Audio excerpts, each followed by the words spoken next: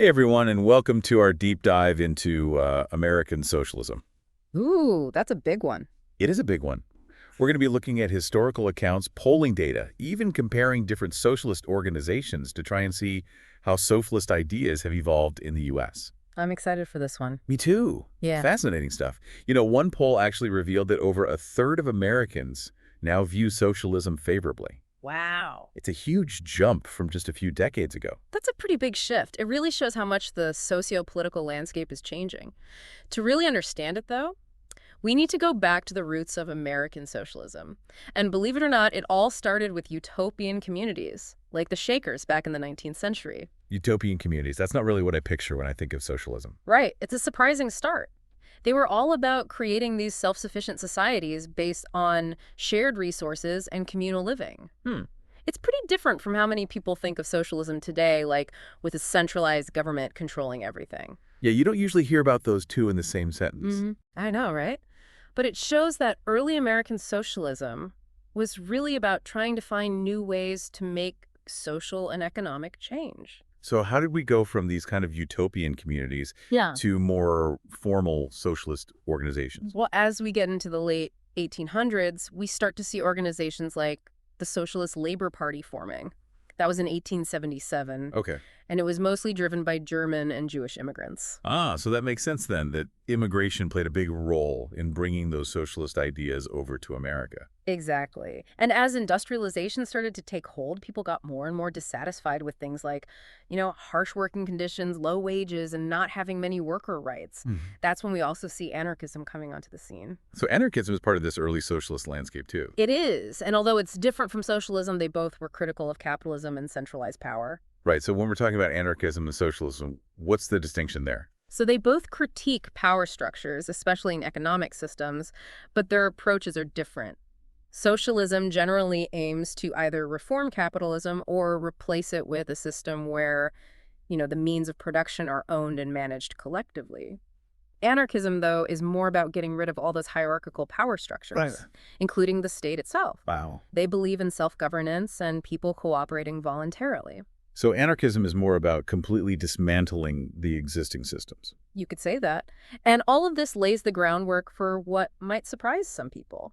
The early 20th century actually saw a pretty big surge in socialist activity here in America. The Socialist Party of America was formed in 1901, and they wanted to achieve their goals through electoral politics. Interesting. So that was a pretty different approach from those utopian communities or the anarchist movements. They were playing the political game trying to actually win elections. Also. And get this, their presidential candidate, Eugene V. Debs, won almost 1 million votes in both 1912 and 1920. Seriously, 1 million votes. Yeah. It's hard to imagine that level of support for a socialist candidate today, isn't it?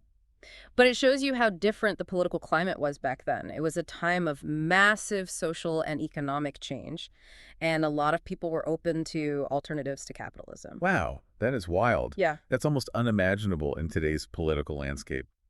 So with all this momentum, what led to the decline of such a seemingly powerful socialist movement? It's a complicated story. For starters, there was a lot of backlash against socialists during World War I. They were against the war because of their internationalist beliefs, but that wasn't very popular at the time. I see. Everyone was very nationalistic. And this led to the government cracking down on them, labeling them as un-American. So basically, patriotism was used as a way to silence dissent. In a way, yes. And on top of that, there were divisions within the Socialist Party itself, especially when it came to the Russian Revolution. Okay. There was a lot of debate about whether to support the Bolshevik model, and it created some real rifts in the party. Yeah, I can imagine that caused some pretty heated arguments. Definitely. Then you add in the Red Scare and McCarthyism in the 1950s, and it's pretty clear why any left-leaning movements were suppressed back then. The fear of communism was so strong that people were even afraid to be associated with socialist ideas at all. Yeah, they didn't want to be persecuted or ostracized. Right. So you had all these things happening that basically pushed American socialism underground for decades, but it didn't completely disappear. Of course not. And in recent years, we've actually seen a resurgence of interest in socialist ideas, and that's been spearheaded by organizations like the Democratic Socialists of America, or DSA. I've heard of them. They're the biggest socialist organization in the U.S. today, with over 92,000 members. Wow, that's a big number. Seems like socialist ideas are making a comeback. Yeah. So what do you think is driving this renewed interest? It's a combination of things, I think. You've got figures like Bernie Sanders and Alexandria Ocasio-Cortez who have really popularized certain policies and made socialist ideas more mainstream. They've definitely become household names and Yeah. shifted the political conversation. Right, and it's not just them. Polling data shows that there's a definite increase in positive views of socialism, especially among younger Americans. Yeah, why do you think that is? Why do younger generations seem more open to socialist ideas than older generations? That's a great question. And I think it's a really important one if we want to understand what's happening with American socialism today. See, older generations might still have those Cold War associations with socialism, but younger Americans are dealing with different problems. They're facing things like rising income inequality, climate change, and a healthcare system that's super expensive and frustrating for a lot of people. That's true. They're looking for solutions to the problems they're experiencing right now. Exactly. Yeah. So they're more likely to question how things are and consider different solutions. hmm And this is where the DSA comes in, right? Hmm. They're leading this socialist revival. They are. But it's important to remember that they're not exactly the same as the historical Socialist Party of America. I can see that. They're operating in a completely different world with different challenges. Exactly. They both support socialist principles, but there are some key differences between them, and it's important to understand those differences if we want to get a real grasp of what's happening with American socialism today. Okay, so let's get into it. Yeah. What are some of the biggest differences between the DSA and the SPA? Well, first of all, you've got the time periods and contexts. The SPA was big in the early 20th century when things were rapidly industrializing and there was a lot of labor unrest. Right. DSA, on the other hand, is a modern organization. They're operating in a totally different political and economic landscape. Yeah, that makes sense. Think about it. The SPA didn't have the internet globalization or the gig economy to deal with. The challenges and opportunities are just completely different. It's like comparing apples and oranges. Exactly. Another big difference is in how they're organized. The SPA was a political party that wanted to win elections and implement their ideas directly. The DSA is more of a political organization that works within the existing political system, mainly the Democratic Party. So they're trying to influence things from within rather than completely overhauling the system. Right. And that reflects a difference in their approach to ideology, too. The SPA was all about traditional socialism. They wanted to get rid of capitalism entirely. But the DSA is a bit more broad in their views. They're still critical of capitalism, but some members just want to reform it, while others want more radical systemic change. So they're a bit more adaptable to the complexities of today's political landscape. You could say that. And that adaptability shows up in their electoral strategies, too. The SPA ran their own candidates independently, but the DSA mainly supports progressive Democrats and sometimes runs their own members as Democrats. Okay, so they're playing a different game. Exactly. And when it comes to their views on capitalism, well, the SPA was completely against it. They wanted to get rid of private property and the means of production altogether. The DSA, though, is a bit more nuanced in their approach. They're critical of the excesses and inequalities of capitalism, but they're more focused on things like democratizing the economy and giving workers more power. They're not necessarily calling for the complete end of So capitalism. it's not just about slapping the socialist label on everything. Definitely not. There's a real evolution of thought and strategy going on here. Yeah. And it highlights a bigger point, too. Perceptions of socialism itself have changed a lot over time in the U.S. That's true. Oh. How have American views on socialism changed over the years? Well, we talked earlier about how socialism got a lot of negative attention in the mid-20th century because of the Cold War and the connection people made with Soviet communism. Right. But in recent decades, those perceptions have started to shift, especially among younger people. Yeah, our sources pointed that out too. It seems Yeah. like a lot more young people are starting to question the status quo. Absolutely. One study from 2021 found that only 49% of Americans aged 18 to 34 view capitalism positively. Really? And that's a big drop from previous years. Even more interesting is that a majority of those aged 18 to 24 actually have a negative view of capitalism now. Wow. That's pretty significant. Yeah, It sounds like younger Americans are more open to exploring different economic systems. that's one of the key takeaways here. And this change in attitude isn't just happening among young people. Our sources also say that Black Americans and women are also showing more favorable views of socialism these days. It makes you wonder if that has something to do with their own experiences and maybe a sense that the current system just isn't working for everyone. Yeah, that's a good point.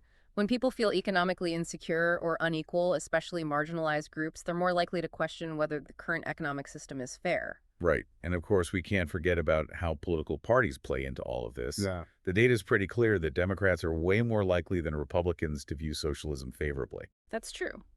This partisan divide really shows how our political identity affects how we see economic systems and ideologies. It's not just about the economics, but also about where we see ourselves fitting into the overall political landscape. Absolutely. But it seems like even beyond those partisan lines, the very definition of socialism is changing in people's minds.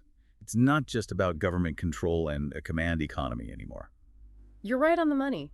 It seems like a lot of Americans are starting to associate socialism with things like social equality, workers' rights, and a more equal distribution of wealth. It's less about getting rid of capitalism completely and more about creating a system that benefits everyone. So a more humane and equitable version of capitalism rather than a complete rejection of it. Exactly.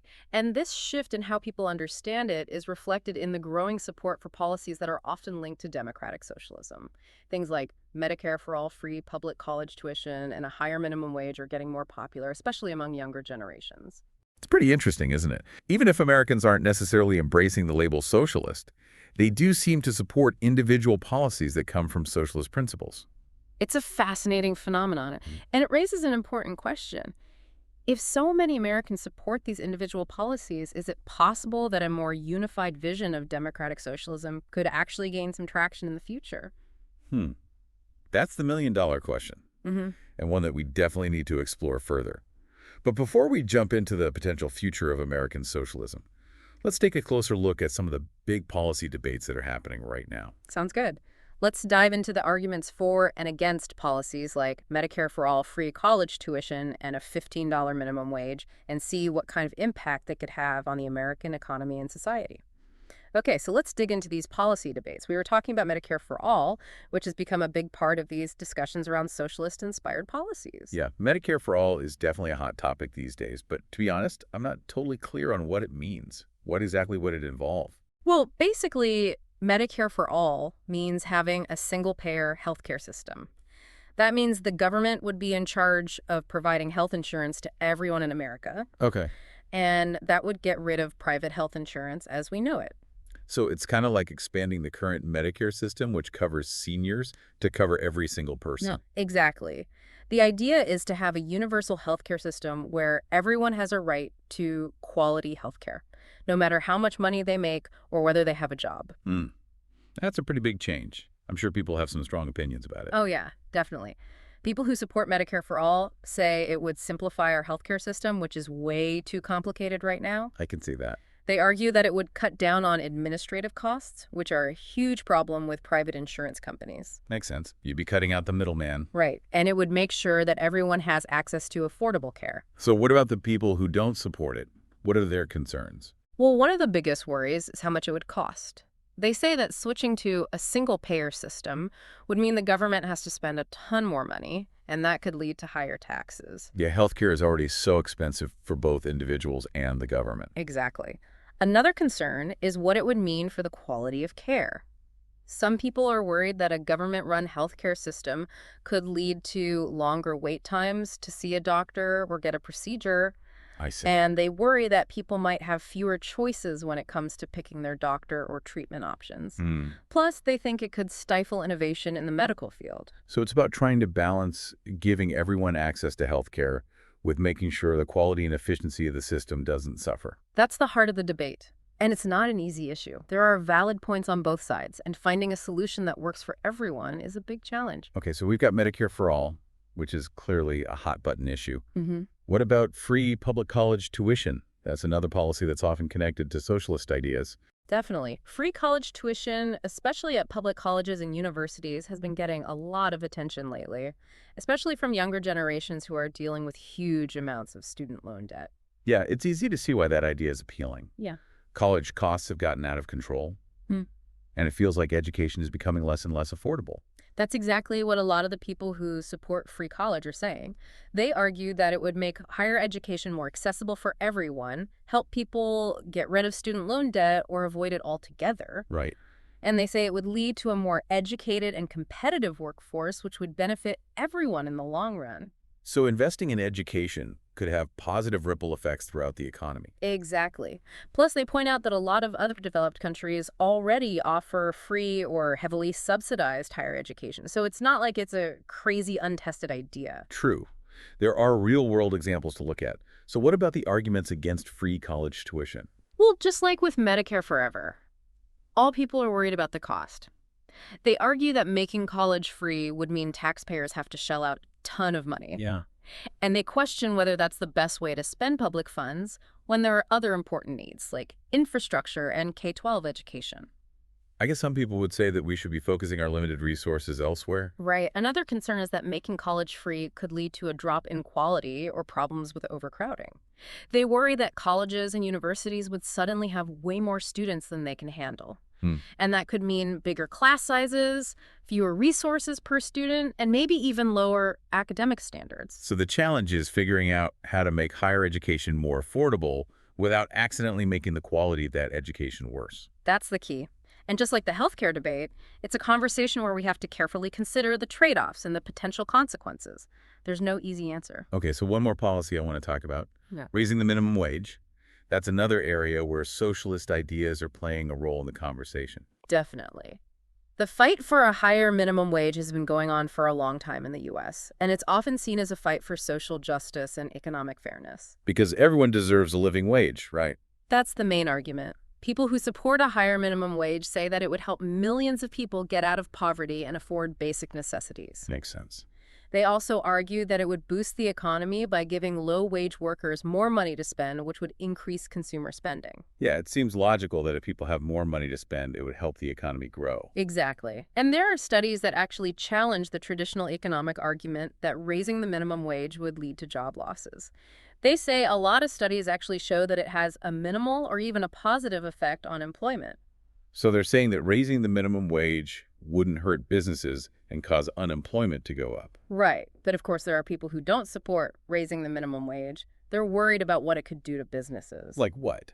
What are some of their biggest concerns? Well, they argue that it would make labor costs higher for businesses, which could force them to raise prices for consumers or even cut jobs to make up for the extra expenses. They're worried about staying profitable and competitive. So it's a balancing act between making sure workers get paid a fair wage and making sure businesses don't get overwhelmed. Exactly. It's about finding that middle ground where workers are treated fairly and businesses can still succeed. Some critics also say that raising the minimum wage isn't the best way to fight poverty because it doesn't always target the people who need it the most. They think other policies like expanding the earned income tax credit would be more effective in helping low-income families. So there are different approaches to solving the problem of low wages and poverty. Yes, and this debate reflects a bigger ideological divide over the role of government in the economy and in social welfare. It's a conversation about what we value as a society, what our priorities are, and the best ways to create a just and prosperous society. It's really interesting how these policies that are inspired by socialist ideas are causing such passionate debate and making people rethink how our economy should work. It feels like we're at a turning point where we're reevaluating our values and priorities as a nation. It definitely feels like a pivotal moment. The very idea of what socialism means is changing, and people are talking more openly than ever before about whether it could help shape the future of American society.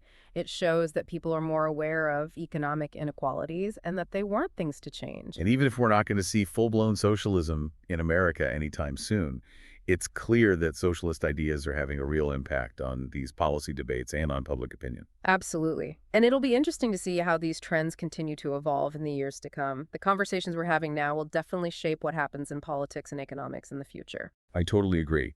It's an exciting but also uncertain time for American politics and economics. But now that we've talked about the current state of American socialism, it's important to remember that understanding its history is crucial to understanding the bigger picture. You're right. To really get where we are, we need to go back in time and see how American socialism has evolved over the years.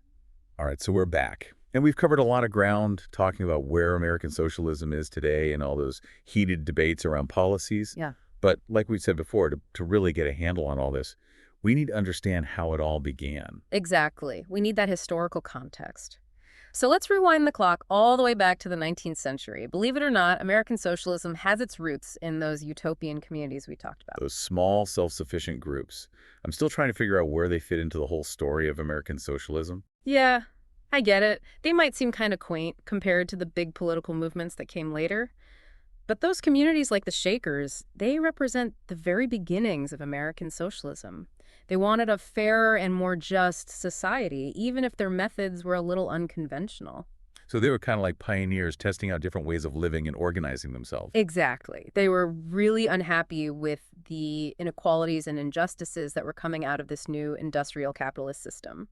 Remember, this was a time of massive social and economic change, and a lot of people felt left behind or taken advantage of by this new industrial order. So they were trying to build their own little utopia in the middle of all that chaos. Exactly. And even though these communities were pretty small and isolated, they show that there was a growing sense of discontent among people, and that discontent would eventually lead to bigger social and political movements. So how did we go from these little experimental communities to more organized socialist groups? Well, as we move into the late 1800s, we see groups like the Socialist Labor Party popping up. It was formed in 1877, and it marked a shift toward a more structured and politically active kind of socialism. And we talked before about how immigration played a big role in bringing socialist ideas to America. You got it. A lot of the early American socialists were German and Jewish immigrants who brought socialist ideas and experiences with them from Europe. They had seen firsthand what the working class was going through, and they were involved in the growing socialist movements back in their home countries. So American socialism wasn't just a homegrown thing. It was connected to what was happening globally. For sure. And as industrialization in the U.S. picked up speed, more and more people started to agree with socialist critiques of capitalism. Workers had to deal with terrible conditions, low wages, long hours, and unsafe workplaces. It makes sense that a lot of them started to think that a more equal economic system would be a better way. Yeah, when you put it like that, it makes sense that those conditions helped socialist ideas to spread. Right. And then we get to the beginning of the 20th century when socialist activity and organization in America really took off. This is when the Socialist Party of America, which formed in 1901, became a major player. They were fighting for workers' rights, social welfare programs, and a more democratic society. They were a real force to be reckoned with. And that's where Eugene V. Debs, that socialist presidential candidate, comes in. He actually got a lot of support, which is pretty amazing when you think about it. Debs was a really charismatic and influential guy. He represented what a lot of working-class Americans were hoping for. His presidential campaigns in 1912 and 1920 each got almost 1 million votes, which just shows how popular socialist ideas were becoming. It's hard to imagine a socialist candidate getting that much support these days. Things were definitely different back then. You're right. The early 20th century was a time of crazy social and economic change. The Gilded Age had created huge gaps between the rich and the poor, and a lot of people were looking for something different. The Socialist Party offered a vision of a society that was more just and equal, and people were drawn to that. So they were able to turn that widespread frustration into a real political movement. Exactly. They had strong grassroots organizations, support from labor unions, and a growing network of socialist newspapers and publications. They were connecting with people on a local level, spreading their message, and building a real movement from the ground up. It's pretty amazing how they were able to do that, especially when you think about how much socialist ideas are pushed to the margins of American politics today. It is a pretty big contrast. Yeah. And it's important to understand why that happened. Why did American socialism lose its power in the mid-20th century? What went wrong? Yeah. What happened? It seemed like they were on the rise. Well, there were a few things. One major setback was the backlash against socialists during World War I. They were against the war because of their belief in internationalism, and that caused a lot of people to accuse them of being disloyal and unpatriotic. You know, it was a time when nationalism was really high. And so their opposition to the war ended up hurting them. It did. The government started cracking down on socialist groups, and a lot of well-known socialists were arrested or deported, and that really weakened the movement. It seems like wartime often makes it hard for people to speak out against the government. Yeah, that's true. It's a pattern you see throughout history. And in the case of American socialism, it definitely played a role in its decline. But that wasn't the only thing. There are also divisions within the Socialist Party itself, especially about how to react to the Russian Revolution. Ah, right. That must have been a major event for them. They had to figure out how to deal with international socialist movements and what it all meant for their own goals in America. Exactly. Some socialists were all for the Bolshevik Revolution. They saw it as a model for how to create a socialist society. Others were more critical. They weren't happy with how authoritarian it was. These disagreements created splits in the movement and made it harder for them to work together effectively. So it was a combination of pressure from outside and problems within the party that led to their downfall. Yeah. And as if that wasn't enough, McCarthyism in the 1950s made things even worse for socialist groups. The Red Scare created this atmosphere of fear and paranoia, where anyone who seemed like they might be a communist or a socialist was targeted and persecuted. That's a really dark part of American history. It reminds us how easy it is for people to use fear and suspicion to silence anyone who disagrees with them. It is. And it helps explain why socialism has had such a bad reputation in America for so long. It's something that still affects how people see socialism today. So it's been quite a journey. We've Yeah. gone from those utopian communities to a powerful political force and then to a period of decline and being pushed to the sidelines. It's been fascinating learning about the history of American socialism. It has been. It's a story of successes and failures, and it shows how powerful socialist ideas can be. But it also warns us about how difficult it is to create lasting social and political change. And now that we're seeing people getting interested in socialist ideas again, it's really important to understand this historical background. I agree. By learning from the past, we can figure out how to deal with the present and build a better future. We've explored the origins of American socialism, how it's changed over time, the impact it's had, and the things that have shaped its path. It's been a really insightful deep dive, and I hope our listeners have come away with a better understanding of this complex and often misunderstood topic. Me too. It's clear that American socialism isn't just one thing. It's a bunch of different ideas and movements that have been shaped by the social, political, and economic realities of different times. And it's going to be interesting to see how it continues to change and influence the debates we're having about how to create a more just and equal society for everyone. That's a great way to put it. And remember, this is just the beginning of the conversation. We encourage everyone to keep learning about these ideas, consider different viewpoints, and really think about what kind of world you want to live in. You can find links to all the sources we talked about in the show notes. Thanks for joining us on this deep dive.